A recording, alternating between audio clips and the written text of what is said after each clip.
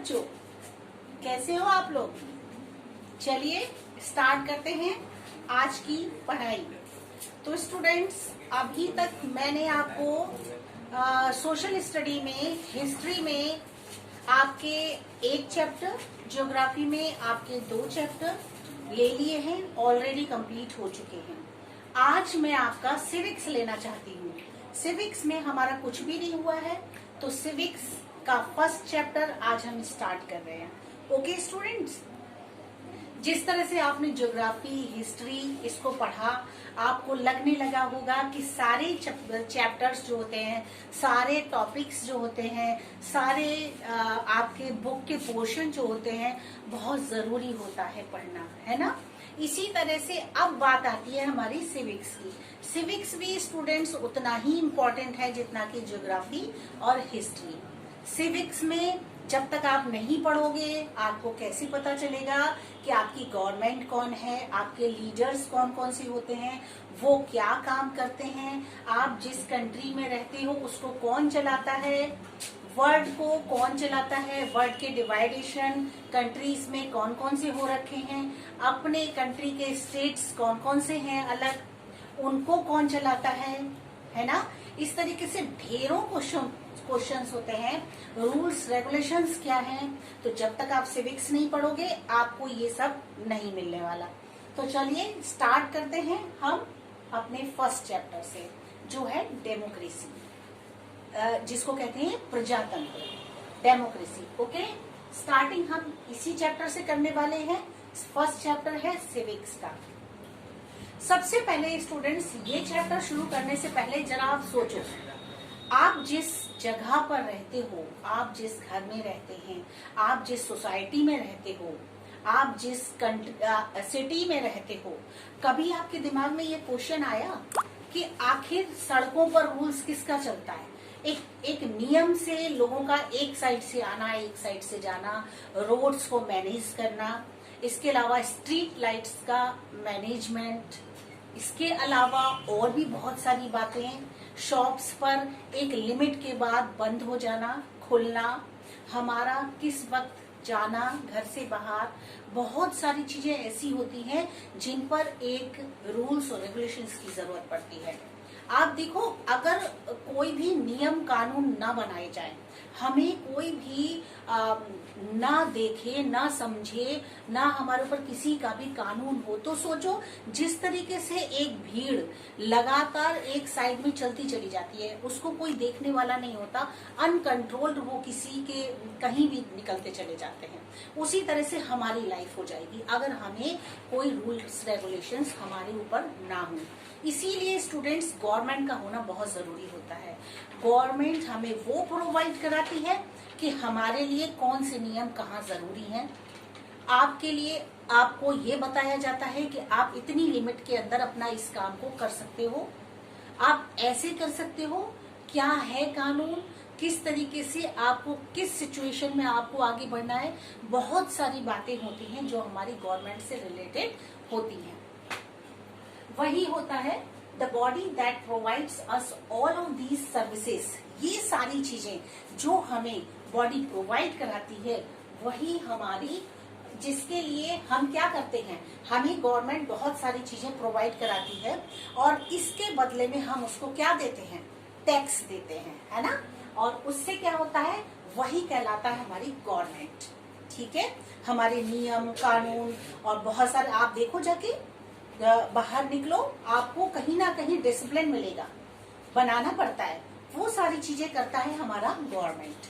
फिर आप इसके अलावा गवर्नमेंट जो होती है वो हमारे लिए नियम कानून बनाती है, सेटल डिस्प्यूट्स बनाती है, मेंटेनेंस ऑफ सिक्योरिटी हमें मिलता है गवर्नमेंट के द्वारा। इसके अलावा बहुत सारे डिसिप्लिन होते हैं और ये हमें रोड्स प्रोवाइड कराता है, वाटर प्रोवाइड कराता है, ट्रांसपोर्ट प्रोवाइड कराता है ना। सड़कों के बहुत से कानून होते हैं जो हमें और आपको सबको मानने पड़ते हैं। कौन से ग्रीन लाइट का मतलब होता है क्या, रेड कलर लाइट का मतलब होता है क्या, येलो लाइट का मतलब होता है, कहाँ हमें रुकना है, कहाँ हमें चलना है, कहाँ हमें अपनी डायरेक्शन चेंज करनी है। रोड्स के नियम पता होने चाहिए। ये कौन बनाता है, ये सारी चीजें हमारी गवर्नमेंट ही हमको देती है, इसलिए एक गवर्नमेंट का होना बहुत आवश्यक होता है। अब जरा स्टूडेंट्स हम ये देख लेते हैं कि टाइप्स ऑफ गवर्नमेंट कौन कौन सी है, कितने तरीके की गवर्नमेंट होती है। सिर्फ एक प्रकार की गवर्नमेंट नहीं होती है बच्चों, गवर्नमेंट कई प्रकार की होती है जो पुराने समय से आज तक चली आ रही है। कौन कौन से चेंजेस आए जरा हम लोग थोड़ा सा इस पर नजर डालते हैं।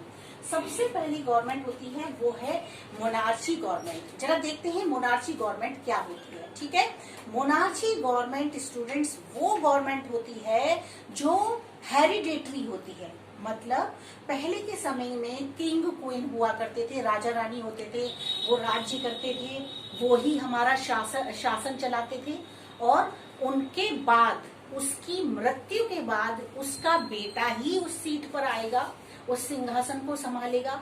After the death of this person his son became the next king, ये हुआ करता था।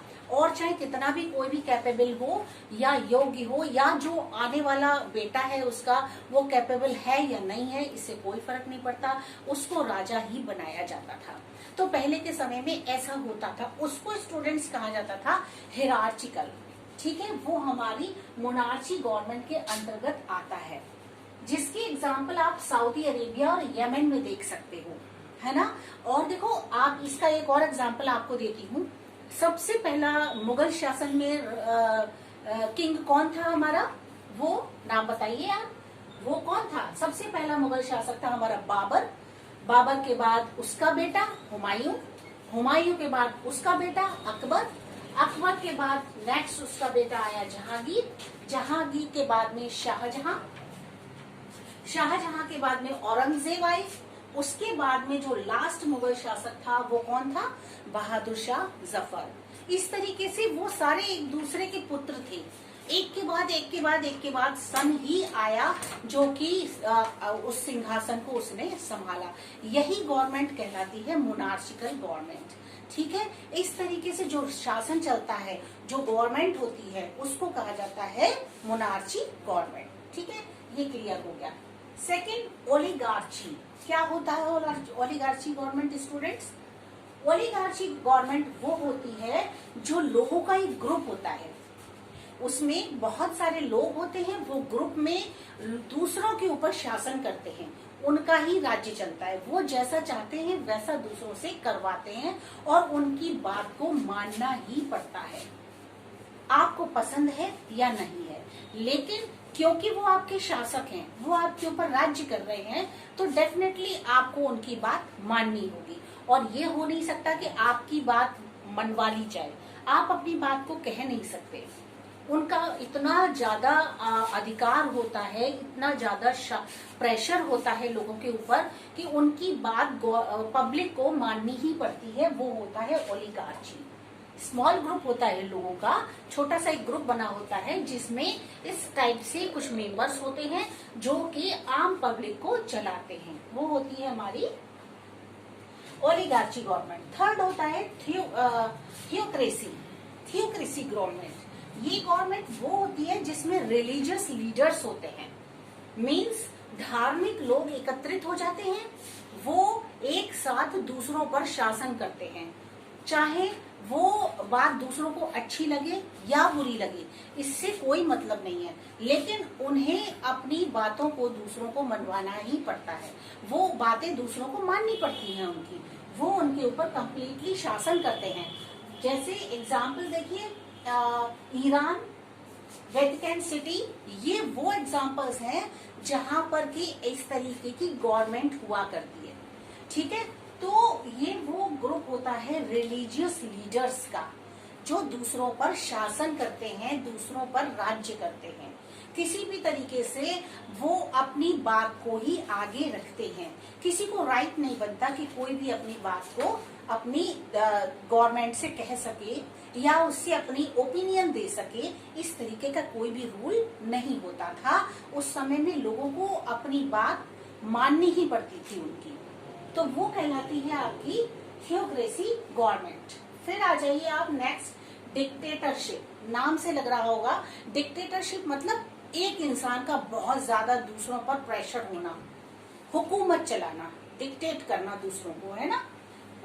एक या तो पर्सन पूरा एक इंसान होता है अकेला, इसमें वो भी गवर्नमेंट गवर्न कर सकता है दूसरों की, मतलब सरकार चला सकता है, या फिर ग्रुप हो सकता है, बहुत सारे लोगों का एक ग्रुप होता है। वो क्या करते हैं, अपनी पावर से, अपनी ताकत से दूसरों को फोर्सली अपनी बात मनवाते हैं। मतलब मनवाना क्या, उनकी बात तो माननी ही पड़ती है, उसके अलावा उन लोगों के दिमाग में क्या चल रहा है वो नहीं कह सकते। वही आपका इसमें डिक्टेटरशिप में दिखाया। फॉर एग्जाम्पल, एक नाम बच्चों आपने सुना होगा हिटलर का।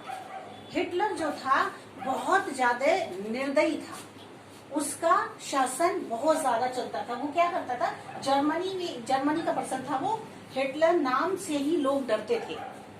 वो अगर कह दे कि आपको ये करना है या आप ऐसे रहो, तो आपको वो करना पड़ेगा, आप उसके अलावा कुछ और नहीं कर सकते। बहुत क्रूअल, बहुत ही ज्यादा अपनी बात को, उसकी बात लोगों को माननी पड़ती थी। हिटलर था वो। उसका नेक्स्ट कहते ना, अगर कोई बहुत ज्यादा दूसरों पर हुकूमत जमाए या दूसरों पर अपना हुक्म चलाए तो कहते बड़ा हिटलरगिरी दिखा रहे हो। तो उसका नाम ही ऐसा था जिसको, जो फेमस हो चुका था कि लोग किस तरह से शासन करते हैं दूसरों पर, किस तरह से अपनी बात को दूसरों से मनवा सकते हैं। तो एक हिटलर का नाम था, दूसरा एक पाकिस्तान में था जियाउल हक। ये भी पर्सन वो थे जो कि दूसरों से अपनी बात बहुत इजीली मनवा लेते थे और उनकी बात दूसरों को माननी ही पड़ती थी। वो जैसा चाहे वैसा शासन दूसरों को करना पड़ता था। तो ये दो एग्जाम्पल आपके डिक्टेटरशिप के हैं, ठीक है। एक या तो एक पर्सन हो सकता है या फिर ग्रुप हो सकता है लोगों का जो पूरी गवर्नमेंट को चलाता है, वो डिक्टेटरशिप गवर्नमेंट कहलाती है। नेक्स्ट है आपकी डेमोक्रेसी। ये आप जानते हो अपनी इंडियन गवर्नमेंट कैसी है, डेमोक्रेटिक, है ना। हम किस कंट्री में रहते हैं, इंडिया में। हमारी डेमोक्रेटिक गवर्नमेंट है। हम बहुत लकी हैं हम कि हम ऐसे देश में रहते हैं जहां पर कि डेमोक्रेसी हमारी गवर्नमेंट होती है, ठीक है। डेमोक्रेसी क्या है, वो डेमोक्रेसी को अगर आप अलग अलग कर दो तो डेमोस का मतलब होता है स्टूडेंट्स, डेमोस का मतलब होता है रूल, और क्रेसी का मतलब होता है ऑफ द पीपुल। वो रूल जो कि लोग बनाते हैं, हम बनाते हैं। अगर इन दोनों को मिला दो, रूल बाय द पीपुल, वो नियम जो कि दूसरों इंसान के द्वारा बनाया गया हो, वो हमारा डेमोक्रेसी में आता है। तो people govern the country sometimes directly और समटाइम्स इनडायरेक्टली। कभी डायरेक्टली मतलब बाय इलेक्शन, डायरेक्ट जो डायरेक्ट आपका क्या है इसमें गवर्नमेंट होती है, वो किस तरीके से बनाई जाती है, उसमें हम इलेक्शन करते हैं, हम चुनाव करते हैं अपने नेता का, अपने लीडर को हम लोग खुद चुनते हैं, है ना। वो हमारा डायरेक्ट इलेक्शन होता है। इनडायरेक्ट इलेक्शन कौन सा होता है, वो होता है जो हमारा रिप्रेजेंटेटिव, जो पर्सन हम इलेक्ट कर चुके हैं, जिनको हमने इलेक्ट कर लिया है, वो पर्सन दूसरे पर्सन को इलेक्ट करते हैं। मतलब उसमें केवल वही लोग इलेक्शन कर सकते हैं जो कि चुन लिए गए हैं, वो होता है इनडायरेक्ट इलेक्शन। तो डायरेक्ट इलेक्शन से कभी कभी हमारी गवर्नमेंट बनती है, या फिर इनडायरेक्ट इलेक्शन से तो हमारी डेमोक्रेसी के अंतर्गत वही आती है। और इसमें ये कौन कौन सी जगह पर ये डेमोक्रेसी चलती है, वो है Brazil, United states of America, ये वो जगह है, और अपनी इंडिया जहाँ पर की डेमोक्रेटिक कंट्री है ये। इसमें पूरी तरह से इंसान को राइट होता है अपनी आवाज उठाने का। हम अपना लीडर खुद चुनते हैं। अगर हमें कुछ भी कहना होता है, अपनी बात को दूसरों गवर्नमेंट तक पहुंचाना होता है, तो बहुत सारे तरीके होते हैं। मीडिया है, बहुत से ऐसे माध्यम बना रखे हैं कि हम अपनी बात को गवर्नमेंट तक इजीली गवर्नमेंट तक पहुंचा सकते हैं। तो ये राइट हम इंडियंस को बहुत अच्छे से मिला हुआ है, और हम एक डेमोक्रेटिक कंट्री में रहते हैं। तो इस तरह से स्टूडेंट्स इसमें आपके मोनार्ची, ओलिगार्ची, थियोक्रेसी, डिक्टेटरशिप, डेमोक्रेसी, इतनी तरीके की गवर्नमेंट स्टार्टिंग से लेके आज तक हम इसमें देख चुके हैं। जो आपके इस चैप्टर में सबसे पहले वाले पेज पर स्टार्टिंग में ये दिया हुआ है, ये मैं आपको समझा रही हूँ, आपको समझाया है, बहुत अच्छे से आप समझ चुके हो। चलिए अब आगे बढ़ते हैं। स्टूडेंट्स, आप ये सारे गवर्नमेंट्स कौन कौन से हुआ करते थे ये आप देख चुके हैं। आप थोड़ी बात और आगे बढ़ा लेते हैं। क्या देखते हैं, टोटलिटेरियन गवर्नमेंट थी जो हुआ करती थी, जिसमें आप मोनार्चीज, ओलिगार्चीज, थियोक्रेसीज, डिक्टेटरशिप, इस तरीके से बहुत सारे गवर्नमेंट थे जो कि लोगों के ऊपर पूरी तरह से हुकूमत जमाते थे। इसीलिए इसका नाम है टोटलिटेरियन गवर्नमेंट। ठीक है, इसमें ये गवर्नमेंट लोगों के ऊपर पूरी तरह से अपना हुकूमत जमाते थे। ये समझते थे कि इनकी आवाज का कोई मतलब नहीं है, जो हम चाहेंगे वही करेंगे। इस तरीके से इनका रहा करता था। ये चाहे आप इसमें देखिए, ऑब्सोल्यूट कंट्रोल, पूरी तरह से कंट्रोल था लोगों को के ऊपर, और regulates every aspects of citizens life. किसी भी तरीके की वो सिटीजन्स जो थे उनकी लाइफ में कोई भी एक्सपेक्टेशंस नहीं थी। वो कुछ भी उम्मीद नहीं करते थे अपनी तरफ से, उनको जो गवर्नमेंट चाहती थी वही उनको करना पड़ता था। इसमें 28 कंट्रीज आती थी स्टूडेंट्स, जैसे कि Japan, Morocco, Britain, Denmark, Saudi Arabia etcetera. बहुत सारी ऐसी कंट्रीज थी जो हमारी इसके अंतर्गत आती थी। इस तरीके के वहां पर गवर्नमेंट हुकूमत जमाती थी। इसमें ये जो गवर्नमेंट हुआ करती थी, ये मैंने आपको पहले भी बताया था कि इसमें कोई भी नियम कानून लोगों के द्वारा नहीं थे कि लोग उसके द्वारा अपनी बात को कह सकें, अपने अंदर की फीलिंग्स को जागृत कर सकें। ऐसा कुछ भी नहीं था। इसके अलावा एक और टॉपिक है स्टूडेंट्स, आप देख रहे होंगे, वो है डेमोक्रेटिक गवर्नमेंट। अभी हमने डेमोक्रेसी की बात की थी कि डेमोक्रेसी वर्ड को 2 पार्ट्स में जब हम डिवाइड करते हैं तो उसमें डेमोस और क्रिटिक करके आता है, जिसमें रूल बाय द पीपुल, वो नियम जो कि लोगों के द्वारा बनाए गए हैं, वो हमारे डेमोक्रेटिक गवर्नमेंट के अंतर्गत आता है। ये मैं आपको समझा चुकी हूँ। ठीक है, इसमें क्या है, by the people, of the people and for the people. वो गवर्नमेंट जो कि लोगों के द्वारा बनाई जाती है, लोगों के लिए बनाई जाती है और लोगों से बनाई जाती है। मतलब हम ही बनाते हैं अपनी गवर्नमेंट को, तो वो हमारी डेमोक्रेटिक गवर्नमेंट कहलाती है। इसमें हमें बहुत सारे राइट्स मिलते हैं। हमारे पास वो ओपिनियन, अपने ओपिनियन बताने के लिए हम राइट रखते हैं, पावर होती है हमारे पास। इसके साथ साथ हमारे हाथ में पूरी शक्ति होती है कि हम अपना कुछ भी मनवा सकते हैं। कुछ भी जो हमें सही नहीं लगता तो हम उसको गवर्नमेंट से बता सकते हैं। हमारे पास इतनी पावर होती है, और जो सही रास्ता है वो हम अपना लगवा सकते हैं, कहलवा सकते हैं। इसके साथ साथ दे एक्सप्रेस थ्रू इलेक्शंस, वो अपने लीडर को इलेक्शन के थ्रू चुनते हैं। हमारी जिसको मन हो, हम जिसे सही समझे उसे हम इलेक्ट करते हैं, उसी को हम वोट देंगे। हमारे ऊपर किसी का प्रेशर नहीं होता कि हमें वोट इसी पर्सन को देना है, ऐसा कुछ भी नहीं होता। और इलेक्शन जो होते हैं फेयर एंड फ्री होते हैं, मतलब कोई भी इसमें बेईमानी नहीं होती, कंप्लीटली कंप्यूटराइज्ड होते हैं। और इसमें पूरा अपना आपको इतना अधिकार होता है कि आप जिसे चाहे उसे लीडर बना सकते हैं, आपके अकॉर्डिंग जो अच्छा है। कोर्ट्स में बहुत सारे लॉ ऐसे हैं, कानून हैं, जिससे कि हम अपनी बात कह सकते हैं। हमारे लिए ढेरों कानून बनाए गए हैं गवर्नमेंट की तरफ से। इतना हमें दिया गया है कि रूल्स और रेगुलेशंस ऐसे हैं कि हमारे लिए उसमें बहुत सारे राइट्स निकल के आते हैं, ऐसे अधिकार होते हैं जिनके लिए हम बात कर सकते हैं।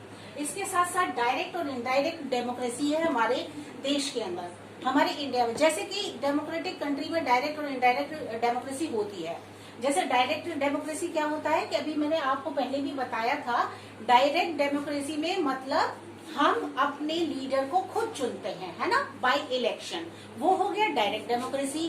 और इनडायरेक्ट डेमोक्रेसी वो होता है, इनडायरेक्ट डेमोक्रेसी वो होता है जो कि जिस पर्सन को हम चुन चुके हैं, हम इलेक्ट कर चुके हैं, वो लोग मिलकर के दूसरे बड़े, उनसे ज्यादा हायर जो हमारा प्रेसिडेंट होता है उसको चुनते हैं, या तो उसको हमारा कहता है, वो क्या कहलाता है, इनडायरेक्ट डेमोक्रेसी। ये भी हमारे देश में है।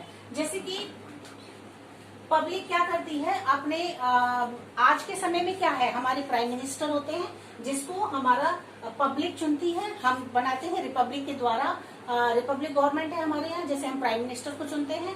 पहले क्या होता था, मोनार्चिकल गवर्नमेंट हुआ करती थी, उसमें किंग या क्वीन जो होते थे वो ही पूरे देश को चलाते थे, पूरे समाज को उन्हीं के द्वारा चलाया जाता था। लेकिन अब ऐसा नहीं है। तो ठीक है, मैं यहाँ तक आज लेने वाली हूँ। इसके आगे का मैं नेक्स्ट वीडियो में आपको दूंगी। इसमें आपने बहुत सारी बातें पढ़ी, क्या गवर्नमेंट है, क्या गवर्नमेंट होती है, गवर्नमेंट अगर ना हो तो क्या होगा, गवर्नमेंट है तो क्या होता है, ये हम देख चुके।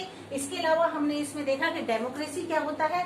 इसके बाद हमने देखा कि अगर जो आपकी गवर्नमेंट होती है वो कितने पार्ट्स में डिवाइड होती है, आप ये भी देख चुके हो। मोनार्ची, ओलिगार्ची, थियोक्रेसी, डिक्टेटरशिप और डेमोक्रेसी, इस तरह से बहुत सारे हमारे गवर्नमेंट है। आपको बता दिए किस तरीके से ये काम करते थे, कहाँ कहाँ पर किन किन देशों में ये लागू होते हैं। तो ये सारी चीजें आप देख चुके। इसके साथ आपने देखा टोटलिटेरियन गवर्नमेंट क्या होती है ना, ये आप देख चुके। इसके बाद आपने डेमोक्रेटिक गवर्नमेंट को देखा कि वो क्या होता है, तो एटसेट्रा, ये सारी चीजें हम इसमें पढ़ चुके हैं इस चैप्टर में। अब आपको क्या करना है स्टूडेंट्स, आपको वही पुरानी बात बताने की जरूरत नहीं है, आप खुद जानते हो। इसमें से हमें स्मॉल छोटे छोटे क्वेश्चंस निकालने हैं। उन क्वेश्चंस को आप फाइंड आउट करने के बाद अपनी नोटबुक पर लिखेंगे। नोटबुक पर लिखने के बाद फिर वो आपके फाइनली आपके क्वेश्चन तैयार हो जाएंगे। आपको चैप्टर ऑटोमेटिकली लर्न हो जाएगा, आपको कुछ भी याद करने की जरूरत नहीं पड़ेगी। इसमें छोटे छोटे क्वेश्चंस बहुत सारे निकल के आएंगे। डिफरेंट टाइप की गवर्नमेंट है, आप उसको क्वेश्चन के रूप में ले सकते हैं। तो आपके 5 और 6 क्वेश्चंस तो आपके यही हो जाते हैं। डायरेक्ट डेमोक्रेसी, इनडायरेक्ट डेमोक्रेसी क्या होती है, what is government, what is democracy, आप इस तरह से बहुत सारे क्वेश्चन इसमें से निकाल सकते हैं। ठीक है, तो स्टूडेंट्स, इस तरह से हमारा ये चैप्टर हमारा आज के लिए इतना ही टॉपिक रहेगा। इसके बाद नेक्स्ट वीडियो में इसके आगे के टॉपिक्स हम लेंगे। इसमें आपको पूरी तरह से पूरा सहयोग देना है, कॉपरेशन देना है। आप अपने क्वेश्चंस कंप्लीट करेंगे, इसके साथ साथ बहुत अच्छे से रहेंगे, मुझे अटेंडेंस देंगे और आप पॉजिटिविटी के साथ अपने पेरेंट्स के साथ रहोगे, खुश होकर के रहोगे, चीयरफुल रहोगे। किसी भी प्रॉब्लम में आपको जरा भी निगेटिविटी नहीं लानी है। ठीक है, बहुत अच्छे से पढ़िए, लर्न करिए, सभी कुछ याद करिए। जो भी क्वेश्चन आपको मैं दे रही हूँ प्रीवियस वीडियो में या इस समय, ये सारे आपको बहुत अच्छे से तैयार करने हैं, क्योंकि इसी से रिलेटेड स्टूडेंट्स आपके एग्जाम में आने वाला है। तो आपका आज सिविक्स भी स्टार्ट हो गया, आपका हिस्ट्री भी कंप्लीट हो गया, मतलब मैंने ले लिया। हिस्ट्री में आपका 1 चैप्टर, ज्योग्राफी में 2 चैप्टर्स और सिविक्स में आपका आज 1 चैप्टर स्टार्ट हो गया है। तो ध्यान रखना, आपको ये सारी चीजें रिपीट करनी है, आपको सब लगातार कंटिन्यूअस याद करते रहना है। पीडीएफ कंटिन्यूअस आपको मिलते जा रहे हैं। आप अपना जो इन चैप्टर से रिलेटेड चैप्टर के लास्ट में जो क्वेश्चंस एक्सरसाइजेज दी हुई है, ये आपको लगातार करनी है। ठीक है, इसको प्रॉपरली करेंगे। इसके साथ साथ जो आप चैप्टर के अंदर से क्वेश्चन निकाल रहे हैं, ये क्वेश्चन आपको दूसरे आपकी नोटबुक पर करना है, पूरा काम करना है। कहीं कोई कंप्रोमाइज नहीं है किसी भी तरीके का, कहीं कुछ नहीं छोड़ना है, बहुत अच्छे से करना है। चीयरफुल रहिए, खुश रहिए, खुद खुश रहिए, दूसरों को भी खुश रखिए। Okay, bye bye.